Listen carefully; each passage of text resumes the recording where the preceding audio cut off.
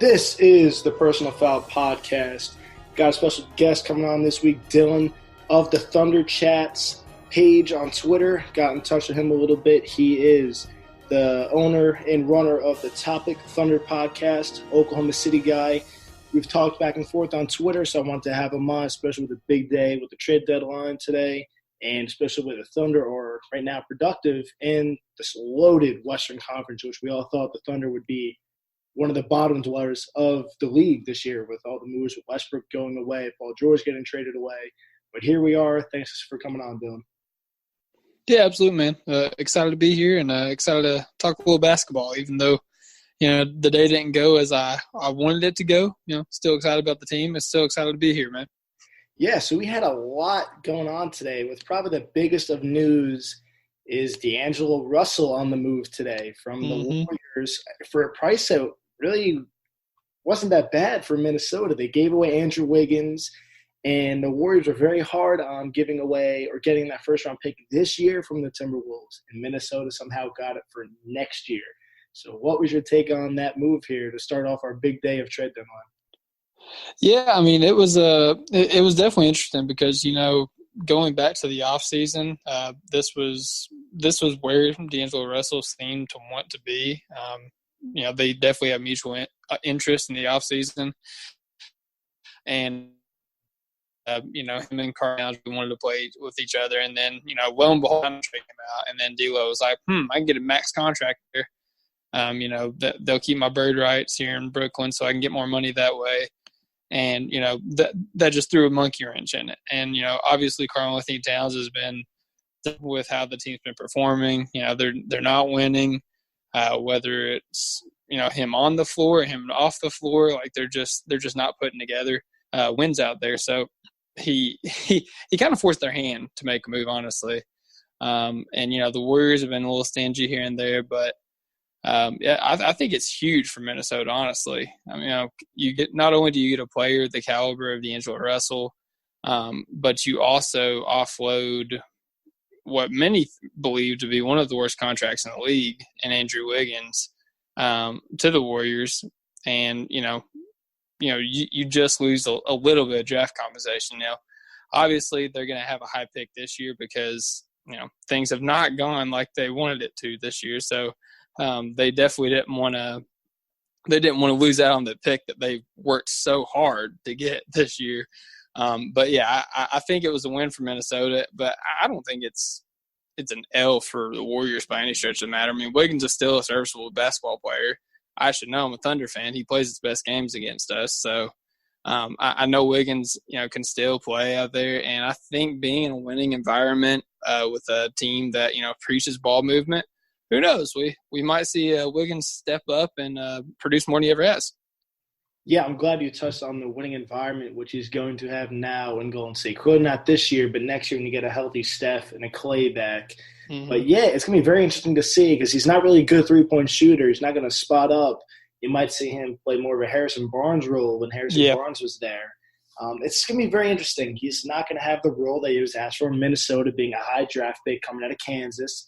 He's not going to be forced to be the number one guy there. He's going to take a back seat. It might actually rejuvenate him.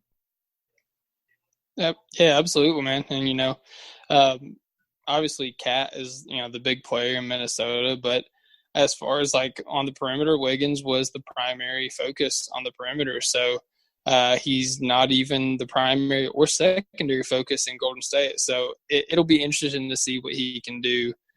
Especially since the team's best defender and second best defender are going to be occupied with Steph and Clay, what Wiggins is able to do on that team.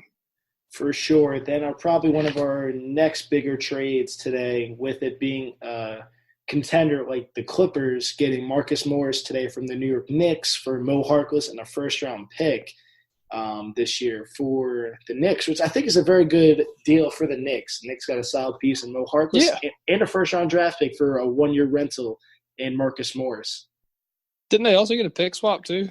I think they did. I'm reading it now on Woj's page. It looks like they did. Yes, they did swap in 2021 first-round draft picks. Yes, I mean that's huge. I mean, if you didn't recognize that the Clippers were as win now as a win now team could be after the Paul George trade this past year. This is it. I mean, I don't think they have like a first round pick to trade for like the next 7-8 years now. So that signifies that they're going for it. Marcus Morris obviously has been really productive at New York. He's kind of been a 3-and-D player. He brings that dog mentality defensively. So he should slide right in there at the Clippers. It'll be interesting to see. I still don't know if the Clippers are like the prohibitive favorites just because Zubac's their starting center. And Zubac's a good player. Like, don't get me wrong. But I feel like, once you get in the playoffs, guys like Anthony Davis, guys like Nikola Jokic, guys like Rudy Gobert, and the list goes on, I think they're going to really be able to take advantage of young Zubac. I don't disagree. It's going to be very interesting to see what the Clippers do with that lineup now that they're adding some more pieces in there. Also had another trade today, kind of wrapped up from yesterday into today, with your Thunder being involved and the Memphis Grizzlies being involved. But the Thunder did not get it done with Danilo Gallinari. I know you probably want to see him get moved, knowing that he's going to be able to touch the market here this offseason. But Justice Winslow, Dion Waiters, and James Johnson to Memphis, with Solomon Hill, Andre Iguodala, and Jamison Crowder going to the Heat. I think the Miami Heat did a very good job winning the trade deadline total up there with Minnesota. What was your feelings on that trade with Miami getting a very, very solid 2 wing defenders? Yeah, and not only that, I think I read they freed up like $20 million in cap space. So that was huge for them. The Heat, they made a great move. I really – I didn't care if Gallo got traded. I'm fine with, running the team that we have now because we're having a lot of fun this season. And I think, we could potentially scare some teams in the playoffs, but, that's not what we're talking about right now. I wanted him to get moved because I thought there was the possibility, the very real possibility, that my boy going into the draft, my boy going into the college basketball season, full disclosure, I'm a Kentucky Wildcats fan, Tyler Hero. I thought there was a chance that, what I have been wishing for ever since I saw him play in the Big Blue Bahamas was going to happen. I thought Tyler Hero was going to be a member of the Oklahoma City Thunder, but obviously, once they started talking extension, I honestly thought it was going to be even more likely we got Tyler Hero because, at first Miami was trading for a rental and then the possibility of re-signing Gallo. But if he's extending, you're fully trading for Gallo. You have to give up something for that. But ultimately, talks fell through. Gallo wanted 3 years. Miami only wanted 2 years. They didn't want to, spend a lot of money on the roster until 2021 because they're, chasing Giannis and other big name free agents, which, I get it. I understand. Gallo is old. He's I think he's 32. He's still productive at his age, don't get me wrong. But, this is probably going to be the last big contract he gets. So he just wanted that, security with the third year. Miami wasn't willing to give it to him. And according to Sam Amick, he's really enjoying playing with this Thunder team. He's totally bought in with the roster and the chemistry that they have and the way that they've been able to surprise everybody in the NBA. So he was in no hurry to leave Oklahoma City. As far as what we do this offseason, there is a very real possibility that Gallo walks away for nothing. But the fact that, we haven't forced Gallo to a terrible team, we didn't try to pressure him into taking less money or less years on the Heat deal. That's something that Sam Presti and the Oklahoma City Thunder organization, the front office, has really preached, ever since their conception. They do right by their players, and I'm hoping, I'm believing that that's going to pay off in the offseason, and I think Gallo realistically might do a sign and trade with another team where at least we don't walk away empty-handed. I'm not saying we get crazy return, but at least we get something for our troubles. Oh, for sure. You saw it with D'Angelo Russell this offseason. But we'll get more into the Thunder future in a little bit. You also had some more trades with Golden State trading away Glenn Robinson III and Alec Burks to the Philadelphia 76ers late last night for 3 second-round draft picks. So Philly trying to buff up that bench, seeing all the moves that Miami has made, trying to buff that bench up since they're already down in the 6th position in the Eastern Conference. Yeah, it's wild, man. Going into it, I actually have Philly coming out of the East at the beginning of the season. So to see them just stumble out of the gates like they have, all I have to say is that's a new right there, man. But Glenn Robinson III, Alec Burks, they've both been playing solid in spite of the team just not putting it together on the Warriors, obviously with the injuries and that they've suffered, and just the dumpster fire that was the season for the Warriors. In spite of all that, Alec Burks and Glenn Robinson III have been playing pretty good. So it'll be interesting to see what they can provide for the Heat. Burks obviously provides a little bit of shooting and some scoring. Robinson, he's just, he provides the energy. He's kind of like a highlight play waiting to happen. And, defensively, of course. So those are both really good weapons off the bench. I did want to mention this before I moved on because I completely forgot about it when I started talking about Gallo. I really like Memphis's young core. I really like Memphis's young core. They got John Morant, Justice Winslow, Jaren Jackson Jr. They signed Dylan Brooks to an extension, a 3-year extension, I believe. A team-friendly extension. Yeah, absolutely. And then they also got Brandon Clark in the draft, who, he's been a revelation for them on all sides of the ball. And then they also had Tyus Jones, who's pretty much their quintessential 6th man. He's also around that age. So, they've got a great young core down there. And they're in the playoffs right now. That's what bothered me the whole time about Iguodala not playing. They were in the playoffs. If he were to play and they did not make any moves, they might be the 8th seed in the West. Does that do any good? Is they're probably playing the Lakers or the Clippers? Probably not. They're probably getting swept for the most part. But the fact that they'd be in the playoffs with that roster, with no expectations this season, is just mind-boggling. Yep, absolutely. And that experience pays dividends to young players, in the latter half of their careers. That was kind of what happened with Russell Westbrook and Kevin Durant's team.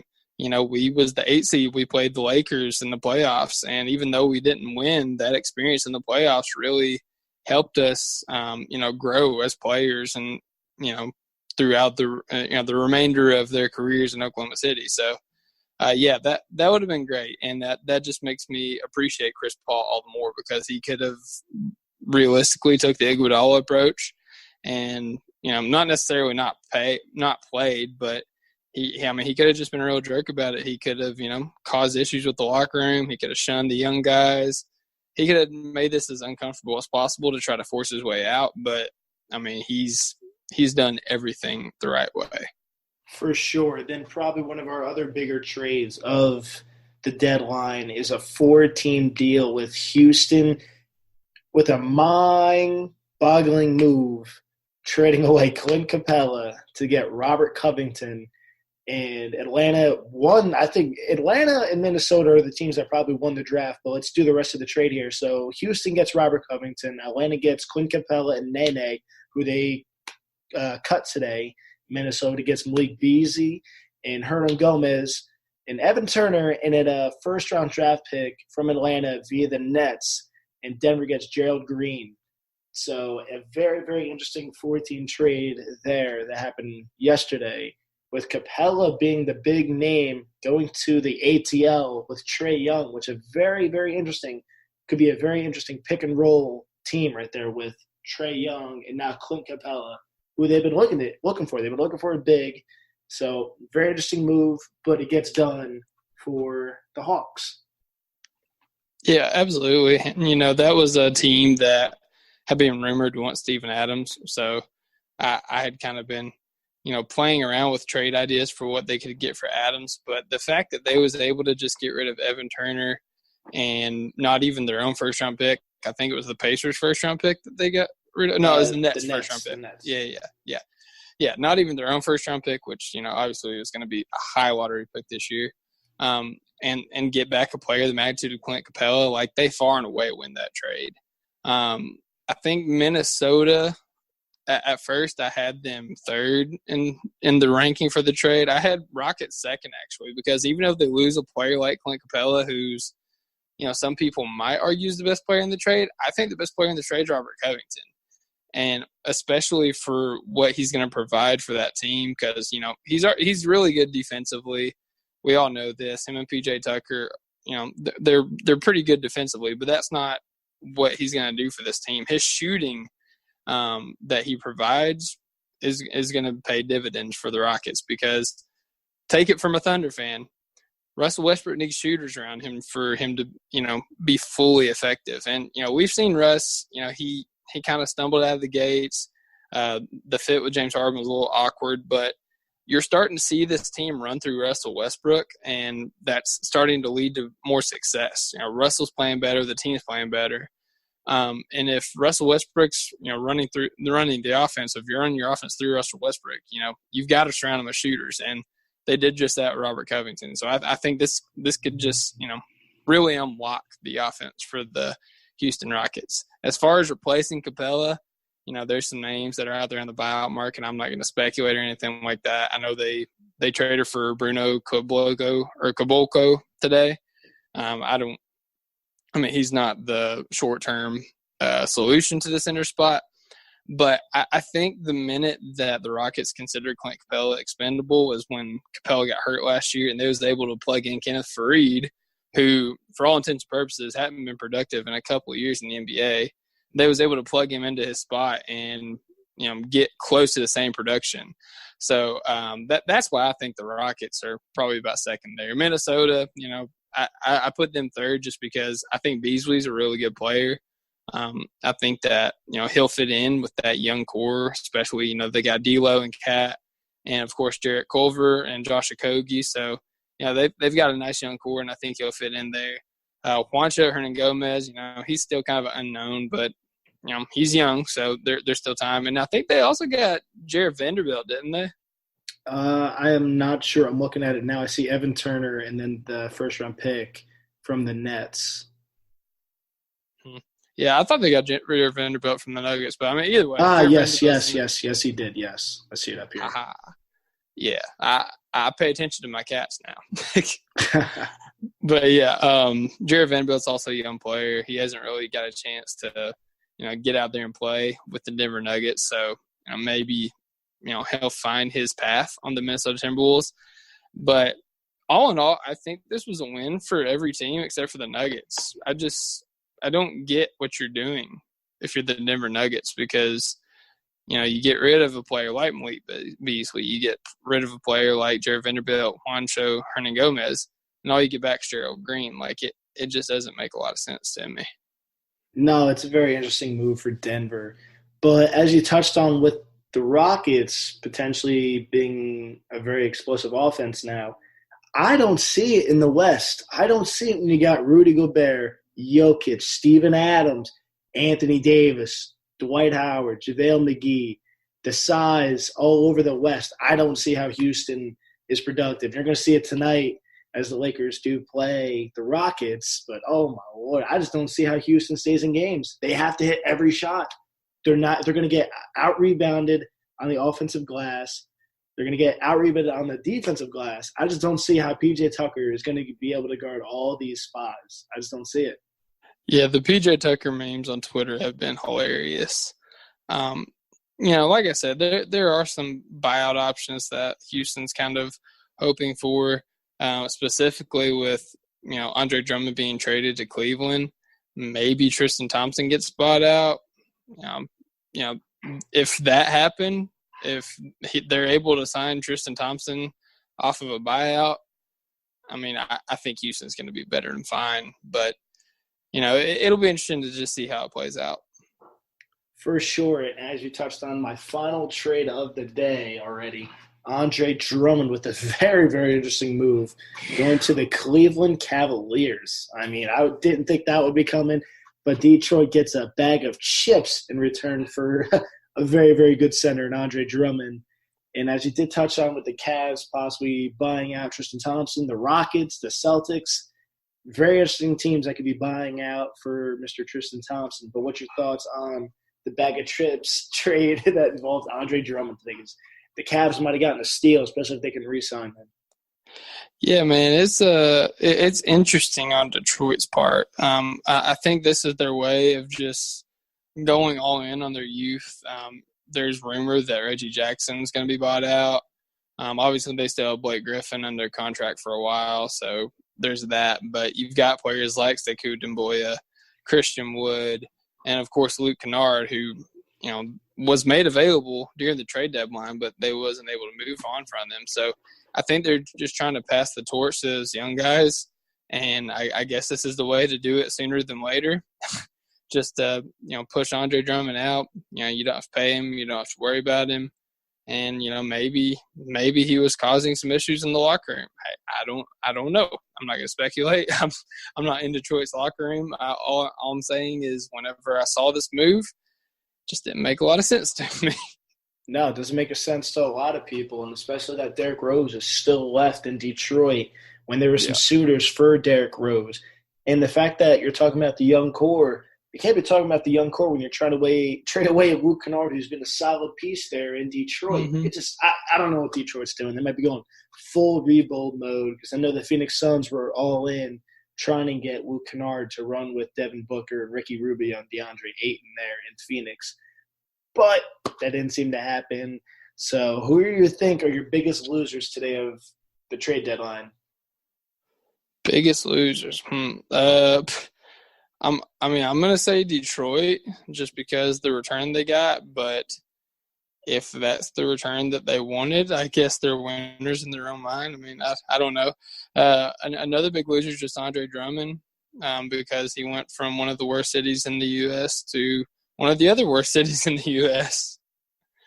And then the other loser, in a different way, is Miami, just because if they was able to add Andre Iguodala and Danilo Gallinari and Jay Crowder to that team and just give up a player like Tyler Hero and some expiring contracts, I would have had them favorites in the East. I mean, that might just be me, but I think that team, with Bam Adebayo, Kendrick Nunn, Jimmy Butler, Duncan Robinson, and whoever is left, Myers Leonard, Goran Dragic, like those guys, like that is a very formidable team in the East, and might even give whoever comes out of the West some issues.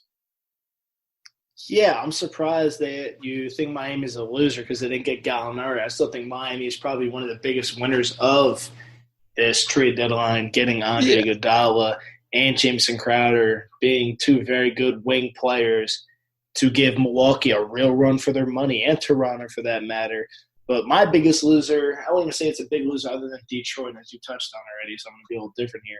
I'm going to go Golden State here. You gave away a guy like D'Angelo Russell for a lot less than people were expecting that Golden State would get in return, especially for a guy that's been a little bit of a downer his whole career in Andrew Wiggins, and you're not getting the first-round pick that you actually wanted from Minnesota for this year's top lottery pick, and they didn't get it. It's very interesting to think what they could have gotten from another team, Golden State. But I don't know. Golden State's going to come back next year. We're going to see what they really are next year, and we're going to see what happens with Andrew Wiggins with that roster. But now to wrap up here, let's get on to your team, the Oklahoma City Thunder, and what a surprise they've been this year. I mean, being the sixth team in the West, as we kind of touched on the very intro of this podcast, they were supposed to be a bottom dweller of the loaded West, and they are in the playoffs as we speak, as they play tomorrow night against the DeAndre Drummondless Detroit Pistons. So what has been the most exciting part this season, other than Shea Gillis Alexander, who has been absolutely amazing with Chris Paul this year with the Thunder? Yeah, no, I mean, Shea is Shea's the beginning of it for sure. He was the lone bright spot. As in terms of immediate return, he was the lone bright spot in the whole rebuild stage between trading Paul George, Russ Westbrook, and even Jeremy Grant. We had all those first round picks, but we wasn't going to see what we get from those for a couple of years. Other than that, it was Chris Paul, Danilo Gallinari, and Shea Gilgeous-Alexander. And really, all three of them, I could not ask for a better performance out of them. But honestly, man, one of the biggest surprises of the season and one of the biggest keys to the success of this team has been the absolutely stellar play of Dennis Schroeder. Like, there was people saying that whenever we was trying to get rid of Carmelo Anthony, we should just waive and stretch him. But Presti, he went out, he made a trade for Dennis Schroeder, a guy that had some issues in the locker room, had some issues as far as like his motivations and whatnot. And all in all, he was able to buy into the 6-man role. He played solid for 2 years, but this year, man, he just took those expectations. He knocked them out of the park. We all kind of laughed at Billy Donovan at the media day before the season whenever he said that, we might even play some 3-guard lineups with Chris Paul, Dennis, and Shea, because we was like, how is that supposed to work? But wouldn't you know it, it's that lineup with Danilo Gallinari and Steven Adams. No, I'm sorry, they're not number one anymore. But that lineup right there, Shea Gilgeous-Alexander, Chris Paul, and Dennis Schroeder is the number one lineup in the NBA in terms of net rating.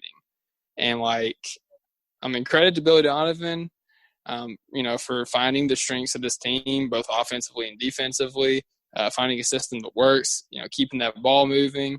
It's been such a fun year, man. For sure, it's been a fun year for the Thunder. And as you did touch on, being the bright spot of that trade of Paul George and Russell Westbrook, Shea Gilgeous-Alexander has been a stud for the Thunder. And they got a lot of draft capital in those trades with 13 first-round draft picks and 6 second-round selections over the next 7 drafts. And a couple pick swaps. Yes. How wild is that? But this isn't the NFL where first-round picks are so special because for all we know, these could all be late first-round draft picks if the Clippers stay healthy and relevant, over these next few years. So being a Thunder fan, knowing the value of first-round picks, I get they're still valuable at the end of the day because figure the Lakers drafted Kyle Kuzma 26 overall, and Kyle Kuzma is a very solid piece. So you don't know what first-round draft picks. As long as the Thunder hit on 4 of these picks, they're going to be fine. What do you want the Thunder to do with them? They can honestly package some of these picks to get some players, or would you rather draft players? What would you like to see the Thunder do, knowing that they have some solid pieces right now on the team? Yeah, honestly, it's tough to say. I've been in the mindset that every pick that we have before 2022, which is when the rumor double draft is going to happen, where high school players can come straight to the NBA. Any pick before then, I think it's fair game in trades. If you're trying to get a player that can help the roster. For example, Kelly Oubre was a name that people was talking about. Tyler Hero, of course, Luke Kennard. Any of those players, I would have threw a first, maybe even 2 for Hero, just because I love Hero. I would have threw a first on those just to try to sweeten the deal a little bit, and I really feel bad about it. As far as 2022 and beyond, you just got to think, even if those are later picks, it's almost like there's twice the talent in the draft because you got guys coming straight out of high school and the guys that was in college. 2022 especially, because that'll be the first year. So you'll have the guys that was forced to go to college for a year, and then you'll have the guys that, wasn't forced to go to college for a year. So the talent in that draft, I think, is just going to be ridiculous. So even if they are late round picks, it's pretty much like an end of the lottery pick. So, I don't know. All I have to say is if I had my choice on a general manager to lead a rebuild like the Thunder are going to have, because, even as we go through the season with not out trading anybody and, wherever we may finish, this team is going to, undergo a rebuild within the next couple of years. There's not another GM in the league that I would trust more with this rebuild than Sam Presti. And I think he's up for a challenge. And, it's something that us Thunder fans say all the time.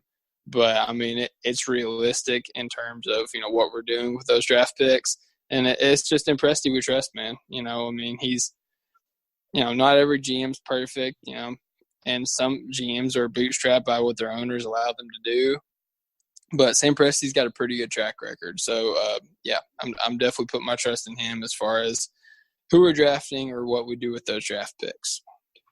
Yeah, you got some solid pieces, as we've touched on, with your man Shea Gillis-Alexander from the University of Kentucky. Yes, sir. Being of the age of 21, you have Dennis Schroeder at 26. You feel like Dennis Schroeder would be older than 26, but he's only 26.